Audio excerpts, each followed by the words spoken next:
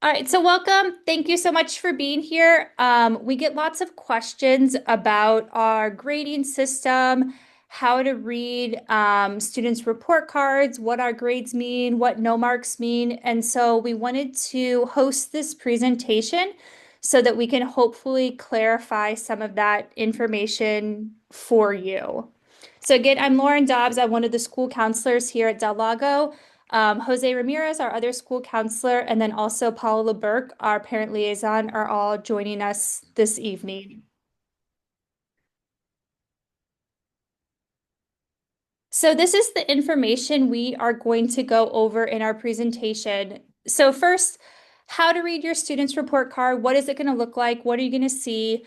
An explanation of a no mark. We know that Del Lago's grading system is very unique and different from other schools. And so explaining what a no mark is, what it means, how to clear a no mark or how to um, get credit for a class where maybe a student has a no mark. And then we're going to talk about the deadline for clearing no marks. We're going to explain a quality work plan, especially sometimes our ninth grade students and families um, haven't really heard of what a quality work plan is or familiar with that process. So we're going to talk about that. And then Paula Burke, our parent liaison, is going to go over how to access Canvas. So Canvas is the platform that is used in all of our classes. That's where teachers post all of their course content, and that's also where grades for each student in each class are recorded. And so it is important that you know how to access the Canvas account for your student so that you can check their grades and how they're doing in their classes. And then we're also just going to go over graduation requirements and A to G requirements. A to G requirements are the classes that students need to earn a C or better in high school in order to be eligible to apply to the four-year public colleges in California. So the California State University schools and the University of California schools. So first of all, for report cards, students are issued a report card every 6 weeks, and these are paper report cards. You'll get them in the mail. There are, so throughout a semester, so our first semester starts in August and then finishes right before winter break. And then our second semester starts when we come back from winter break in January and then goes through the end of the school year. So this year that's through June 10th. And in a semester, every 6 weeks, students get a progress report. So they will be issued two progress report cards and then one final semester report card. And only the grades that are on the final semester report card are reflected on their official transcript. So sometimes students think, oh no, I got a poor grade on this progress report. I'm worried, how is that going to affect me? And what we tell them is it's only, yes, that is definitely important to be aware, to know how you're doing in your class, but it is only your final grade for the semester that actually gets reported on your transcript. And again, all of those are mailed home. You should get a paper copy of progress report cards along with the final report card for the semester. So, what are you going to see on a report card? You're going to see the name of the classes that the student is taking that semester, and then you're going to see the grades that they were issued for either that progress report or that final semester report card. And the grades you're going to see are an A, B, or C. That means that the student has passed that class. If it is the final report card for the semester, that means that they are going to be awarded credit for that class. You also might see a pass. So if you look here at this example for exploratory block, that is a class that is offered on Tuesdays and Thursdays for 45 minutes, and it's just a one credit class. And for that class, students either receive a pass or a fail. So there's not a letter grade associated with that class. And then you might also see an NM on a student's report card, and we refer to that as a no mark. And what that means is the student has not yet earned credit for that class. Like there are things that are missing, or there are things that are not yet at a passing level. And so that's kind of the time to have a conversation with your student, look at their grades, find out, hey, what's missing in this class? Why do you have this no mark? And we're going to go into that a little bit more throughout this presentation. And then you also might see an incomplete in a class. That is very similar to a no mark. I think only exercise and nutrition science, so our ninth grade PE and health classes. I think those are the only classes right now that are issuing I's. But an I or an incomplete also means that there are things that the student is missing from that class and hasn't earned credit for that class yet. And their deadline is a little shorter than the deadline to complete and clear a no mark. So again, we're going to talk about all that a little later in the presentation, but basically if a student has an A, a B, a C, or a pass in the class, that means they're good. They've, doing well, turned in everything that they needed to for that class. If it's the final semester report card, that means they're earning credit for those classes. And then times to, be alarmed or be concerned if you see that NM, so that no mark, the I, which is for the incomplete, or if you see a fail or an F for any of their classes. So, what exactly is a no mark? What is that NM? So each of our classes have a certain number of, we call them performance tasks, which the teacher has determined to be the essential skills needed to show competency for a particular class. So for example, if a student is in ninth grade English and first semester, so started in August, ended in December, there were probably maybe 6 or 7 performance tasks throughout that semester. That's pretty typical. Usually, our classes for a semester have about 5 to 7 performance tasks throughout the semester. And a student needs to earn a C or better. In the grade book, it's going to show up as a 2.5 or better in order to prove that they have shown competency on that performance task and to have passed that performance task. So again, if a student has an A, a B, a C, or a pass for a class, they'll receive credit for that class. If a student has an I or an NM, so an incomplete or a no mark for a class, there's work that needs to be completed or revised in order to receive credit for the class.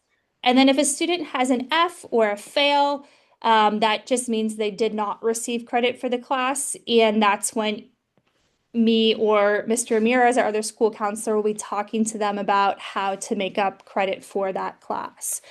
So we're going to go over an example of what that looks like in the grade book in just a second, but these are the grades you're going to see in the grade book. So you're going to see the number score that's down the left-hand side of this chart. So students are either going to have a 4, which is equivalent to an A, a 3.5, which is also equivalent to an A, a 3, which is equivalent to a B, a 2.5, which is equivalent to a C. And then anything under a 2.5, we often just refer to as a no mark. So that means it's either missing, they didn't complete that performance task, or they completed it, but it was not at a passing level. So it wasn't at that C level or above. So this is what it's going to look like in a student's grade book on Canvas. So you can see for this particular class throughout the semester, there were 1, 2, 3, 4, 5, 6 performance tasks. And you can see like on this performance task number 3, the mannequin muscular system, the student had a 2.5. So they had a C. They passed that particular performance task. The next one, performance task 4, the mannequin digestive and urinary systems, they had a 3. So they got a B on that performance task. They passed that one as well. But then the next one, performance task number 5, it has a 0, a missing. So they either were absent the day that performance task was due, they didn't turn in anything, or sometimes teachers will put a 0 as just like a placeholder. But basically, that means that this performance task has not been passed yet. Um, and so overall, even if there's just one performance task that a student has not earned a C or better on in a particular class, overall, the grade for that class is going to be a no mark. So students have to pass every single one of the performance tasks with a C, a 2.5 or better in order to successfully complete a class and earn credit for a class. So then we look at performance task 6. The student earned a 2.5. They have a C. That one is fine. And then performance task 1, they had a 3. They earned, had a B on that performance task. That one's good. But then down here, performance task number 2, there was a 0, a missing. So that one also is what we would consider a no mark. So right now, this student has 2 things that they need to go back and redo in order to earn credit for this particular class. So they need to go back and redo performance task number 5 and performance task number 2. In grade books, you'll often see other things as well. So for example, this has some practice work. It has the directional terms slideshow, which is just listed as practice work. They also have Unit 1 learning log, which is also just listed as practice work. Same with Unit 2 learning log. When we're looking at the overall grade for a class, those things are not factored in. The only things that are factored into the overall grade for a class are the grades that the students have on the performance tasks. So often, that additional work is going to be helpful, beneficial to the student. But for example, on Unit 1 learning log and Unit 2 learning log, the student has an X, which means they probably didn't submit them or didn't turn them in. But as long as they go back and redo performance task number 5 and performance task number 2 and get those up to a 2.5 or higher, they will receive credit for this class. So we know that can be a little confusing, a little different than most grading systems. And so that's why we wanted to host this presentation, have this information so that you all are aware. So what if a student has a no mark? So they have a no mark on a performance task, or they end the semester and they have a no mark in a class. What can they do in order to complete the work, clear that no mark, and then get credit for the class? The first thing is attend tutorial. Our teachers all sign up for tutorial sessions. On the next slide, I'm going to give you the whole tutorial schedule. So when teachers are available, most of our tutorials are after school from 3:30 to 4:30. Some teachers also hold tutorials during lunchtime. But that's a really good way to get extra help if a student has a no mark and needs to complete the work in order to pass that class. We also have Monday morning tutoring. So we have peer tutors who are available since we have late start on Monday. And us as staff members have professional development during that time. We do have people who are able to help on Mondays from 8:30 to 9:30 a.m. So that is a time that students can come and get extra support in their classes.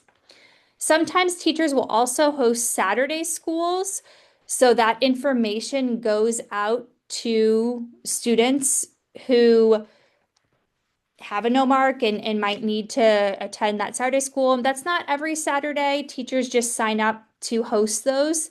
But you will definitely get information if the teacher is expecting your student to be there for that particular Saturday school. We also have lock-ins, so those are after school events. They're usually longer. They might be like 4 hours after school.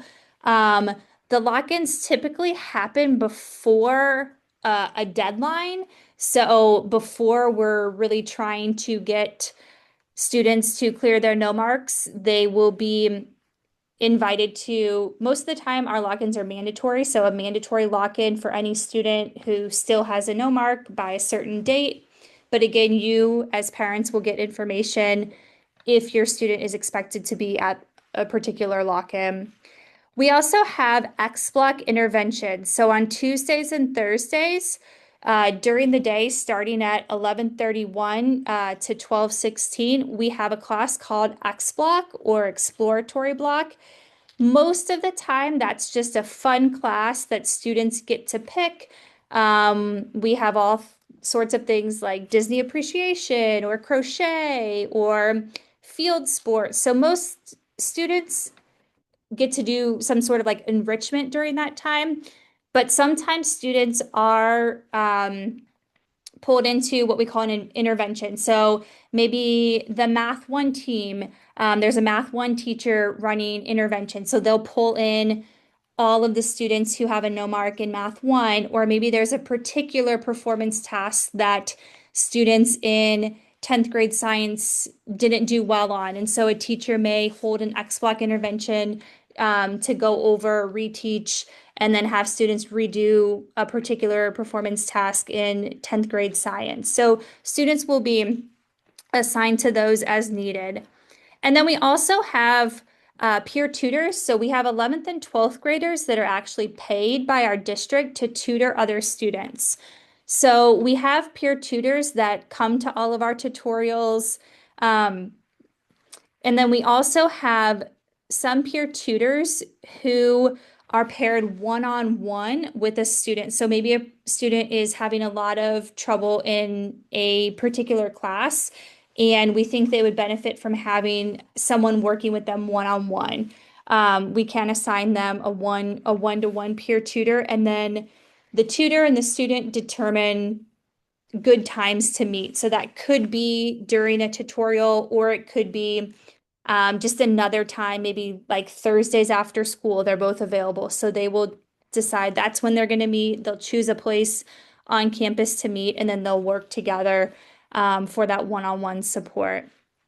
And then also, typically, there are things that students can do outside of school as well. I know quite often students say, oh, like I have to be in a tutorial to work on this, or I need to work with the teacher on this. But often there are things that students can do outside of school, whether that is studying to retake a math test, any written assignments that students turn in, teachers always post comments and ways to revise those in order to be resubmitted for a passing grade. And so students can revise that, work on that from home. So really, if a student has a no mark in a class, that would be a good thing to encourage them. Hey, like, what can we work on at home? You could be using this time to look through the comments that your teacher left on this assignment and then making those revisions. So this is our tutorial schedule. All of the purple, those are our ninth grade tutorials. So you can see it's listed by subject area and then day of the week. And students can go, they don't have to just go to tutorials with their teacher for whatever class they're taking. So for example, let's say a student has Miss Becht for Math 1. Yes, Miss Becht has tutorial during lunch on Tuesdays and Thursdays, but maybe a student has a club meeting during lunch or just can't attend during lunch on those days. They can also go after school on Wednesdays and meet with Mr. Palm. So the content is the same. All of our students in Math 1 are learning the same things. They are, our teachers make sure that their courses are all very aligned. And so any of our Math 1 teachers could help a student with Math 1 class. Um, all of our 10th grade tutorials are in green, 11th in blue, and then 12th in yellow.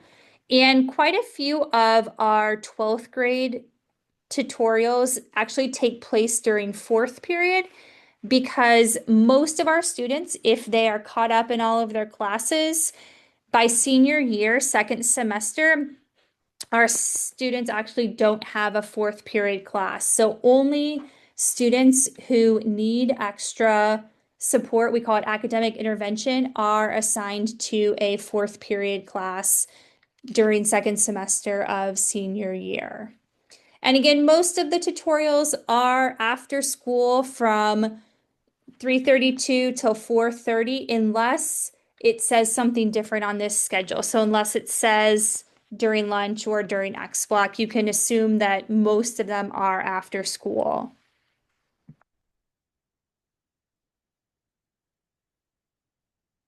So what is the deadline for clearing no marks?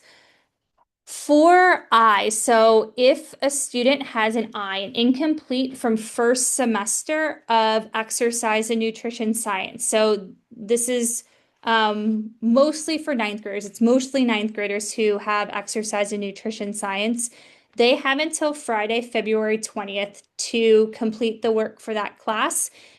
If at that time there are still performance tasks that they have not passed, so they haven't earned that C, that 2.5 or better on, they will receive an F in that class, and that will be credits that they will need to make up later on in high school. For our students who have no marks, so if a student had a no mark on their first semester report card, they have until Friday, February 27th to clear those no marks. So a little less than a month from now.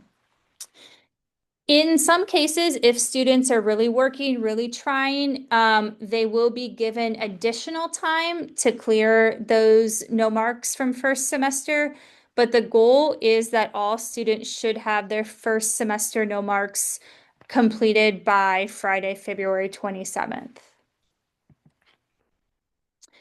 So this is if a student finishes a semester. So it could be the fall semester, it could be spring semester, and they get their final report card for the semester and they have a B or a C in a class. They can do something which is called a quality work plan. So if a student has a B or a C at the end of the semester and they want to raise that grade, they can print out this form and we email it out to all of our students. And they'll go and talk with their teacher of that class and they'll work together with the teacher to determine what work they need to redo or resubmit in order to raise their grade. So a lot of students take advantage of this. These quality work forms, so this paper has to be turned in by next, or wow, that's this Friday. By this Friday, January 30th. But that doesn't mean that all of the work has to be done by this Friday. They will determine with their teacher what performance tasks they need to go back and redo or modify or update. And then as long as they get those things done by the timeline that they and the teacher determine and set, then the teacher will raise their grade. So really, we always say here at Del Lago, students are really can earn the grades that they want in their classes, which is a really unique and really great opportunity for our students to really be able to show what they can do in all of their classes. So this form just has to be turned in by January 30th, and then they need to um, by January 30th, talk with their teacher, figure out what work they're going to do, and then just make sure they get this turned in to either Mr. Domingo or Miss Helen Schmidt, our assistant principal, before this Friday.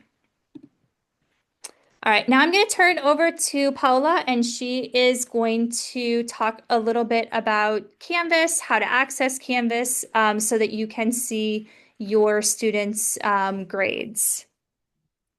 I'm kind of the point of contact for Canvas. Again, my name is Paola Burke, and I am the parent liaison. So everybody had an account created at registration, and it was automatically created. So if you ever get a pairing code, just know that that's not on the site that you need to get on.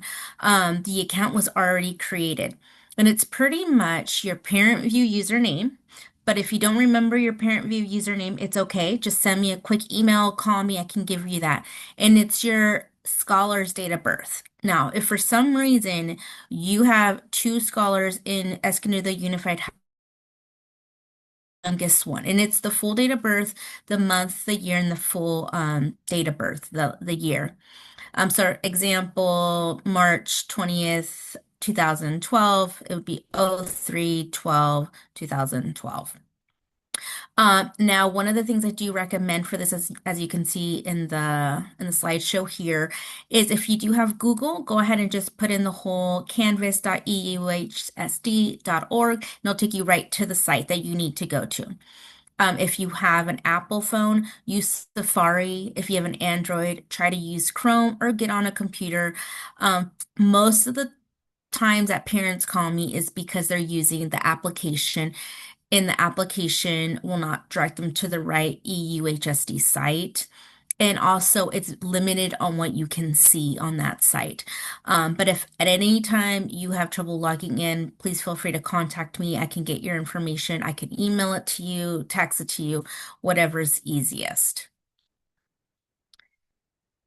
So yeah, thank you, Lauren. So once you get in, you're going to see a dashboard, and dashboards can vary. The first top one you're going to see is the classes, and it's just going to be different classes there. But also one thing to keep in mind when you see this, if you have more than one scholar and they're both on Canvas, both of those scholars' classes are going to show up there. So just keep that in mind that if you have two, you're going to get both of their classes. Now you can also see at the bottom picture there that some scholars prefer to have their dashboard day to day, which is great too. They want to see what they have due and what class they have due. Most of the ones I see is kind of in the top picture where on their dashboard it's class by class. Now you can click on any course to see more information. That's up to you. Both of them make sense. It just depends on what your scholar, how they like it organized. Now, one thing I always tell parents, the best way, I can tell you how to navigate Canvas, but the best way to really figure this out is to sit with your kid, any of your scholars, maybe just 10 to 15 minutes a week, a month, and just have them show you tell them to show you what they're doing in class, what's up next, what's the note that they got on their assignment, and that's the best way for you to know how to navigate it as well. And so here is one of the courses homepage. This is exercise and nutrition. As you can see, the first arrow, it says the most frequently used are, it's usually parents are really wanting to know about grades and assignments. And so as you can see, it's one of the options there on the left-hand side. Once you do click on grades, what you can do, as you can see in the bottom left, I guess for myself, you can see that you can toggle between classes. You can pick exercise and nutrition, and you just click on whichever one and just make sure to click apply. You don't have to go back to the main page. You can toggle just where it says the course. Now, also on the right-hand side there, you can see the scores and quizzes of performance tasks, assignments. Lauren went over that on what these mean. Also, you're going to see if something's missing. There's a comment. There's a lot of different icons on the right-hand side. And one thing to keep in mind that if something was late or missing, that icon doesn't tend to disappear. It stays on there. They can get a grade with it, but the icon doesn't disappear on there. But it's a really great way for you to navigate, even if you're just looking at the most important things there. That way you can say, hey, I saw that you're missing this, one of your performance tasks, and then they can kind of tell you, oh, this is what happened. Teacher left me a comment or whatever it is. And then that way you guys can both be on the same page while you look at this. But if at any time you get in and you have questions, you're not sure what you're looking at, that's completely fine.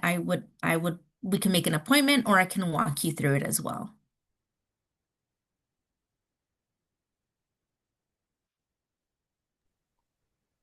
Okay, so that is how the best way to check your students' grades, how they're doing in their classes, is to sit down with them, go through their Canvas pages, or to have your own access to their Canvas pages and be able to kind of track how they're doing on those performance tasks, making sure that they're passing them all with that 2.5, that C or better. And then we just wanted to go over kind of quickly our graduation requirements. So again, the reason students need these classes and these credits is so that they're progressing and meeting their graduation requirements. So this is for our district. Overall, all students need 230 credits to graduate. There was a change made to our math graduation requirement. So previously, students only needed 20 credits of math to graduate.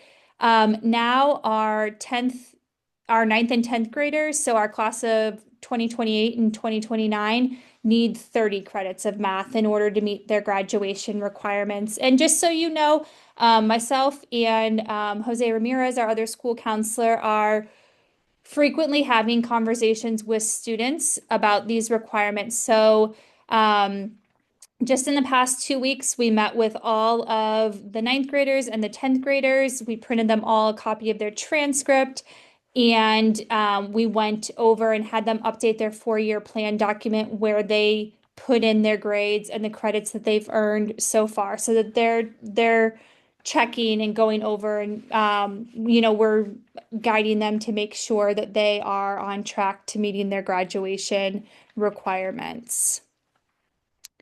So another really big goal of ours is that our students are also meeting the A to G requirements.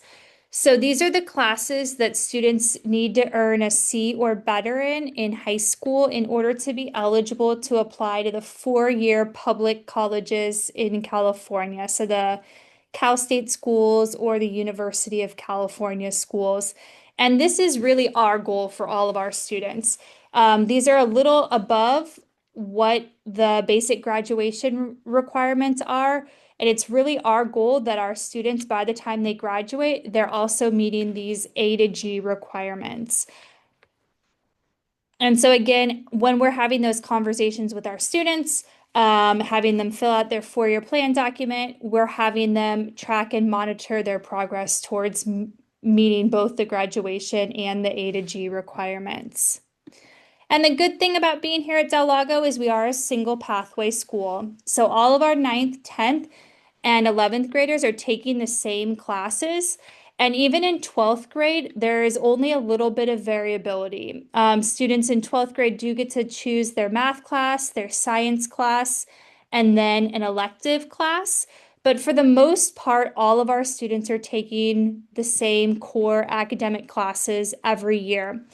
And so, as long as they're passing their classes every semester with a C or better, they're automatically meeting all of their graduation requirements and all of their A to G requirements. And again, we're having conversations with them frequently about this, and having conversations with parents too, if for some reason a student is not passing classes and at some point is no longer on track to meeting their graduation requirements or their A to G requirements. So, thank you so much for being here, for attending. Again, please feel free to reach out to myself, Lauren Dobbs, or Jose Ramirez, our other school counselor, if you have any specific questions about your student. I'm the school counselor for students whose last names are from A to LI, and then Jose is the school counselor for students whose last names are from LJ to Z. And then Paula Burke, our parent liaison, is more than happy to help you if you're having trouble accessing your students' Canvas page. Please feel free to reach out as well. I'm going to go ahead and stop the recording.